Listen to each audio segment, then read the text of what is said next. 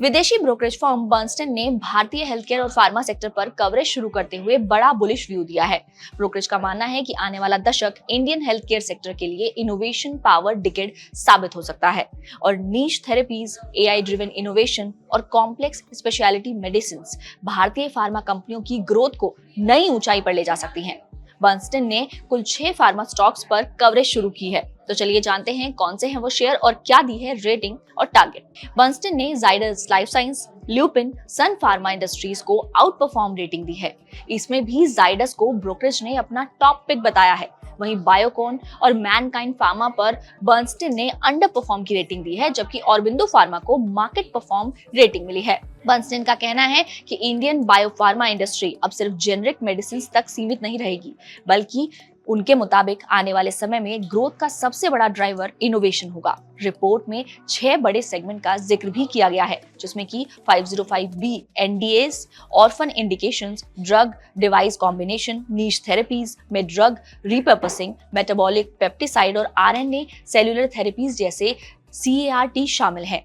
बर्नस्टन का अनुमान है कि अगले 10 साल में ये सेगमेंट इंडस्ट्री साइज में 70 से 75 बिलियन डॉलर जोड़ सकते हैं और पूरा इंडियन फार्मा इंडस्ट्री साइज 4 गुना बढ़कर 195 बिलियन डॉलर तक पहुंच सकता है। ब्रोकरेज का मानना है कि एआई यानी कि आर्टिफिशियल इंटेलिजेंस भी इंडियन फार्मा कंपनीज के लिए गेम चेंजर साबित होगा। रिपोर्ट के मुताबिक एंटरप्राइज वाइड एआई इंप्लीमेंटेशन की वजह से अगले दशक में यानी कि अगले 10 सालों में फार्मा कंपनियों के प्रॉफिट मार्जिन्स में 3 से 4% तक की फायदा मिल सकता है। बर्नस्टन का कहना है कि एआई लेड प्रॉफिटेबिलिटी अनलॉक का करीब 70% हिस्सा आर&डी और ऑपरेशंस इफिशिएंसी से आएगा।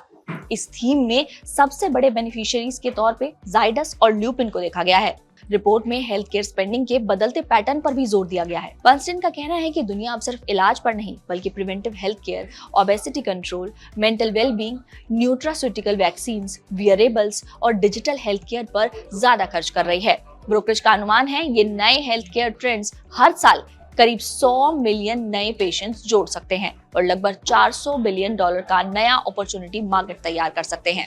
बर्नस्टन ने वैल्यूएशन को लेकर और भी बड़ा बयान दिया है। उनके मुताबिक फार्मा निफ्टी का वैल्यूएशन फिलहाल अपने 10 साल के एवरेज 30.5x से थोड़ा ऊपर है, लेकिन आउट परफॉर्म रेटेड स्टॉक्स अब भी अपने हिस्टोरिकल एवरेज वैल्यूएशन से नीचे ट्रेड कर रहे हैं। इसका सीधा सीधा मतलब ये हुआ कि जाइडस लाइफ साइंसेस, ल्यूपिन और सन फार्मा जैसे जो स्टॉक हैं उनमें अभी भी ग्रोथ के मौके बाकी हैं। ब्रोकरेज का कहना है कि बाजार फिलहाल सिर्फ डोमेस्टिक ग्रोथ और यूएस जेनरिक प्राइसिंग प्रेशर को ही प्राइसिंग कर रहा है, लेकिन इनोवेशन लेड ग्रोथ और इमर्जिंग मार्केट अपॉर्चुनिटीज को पूरी तरह वैल्यू नहीं दे रहा है। दरअसल इंडियन फार्मा सेक्टर इस समय कई बड़े स्ट्रक्चरल चेंजेस से भी गुजर रहा है।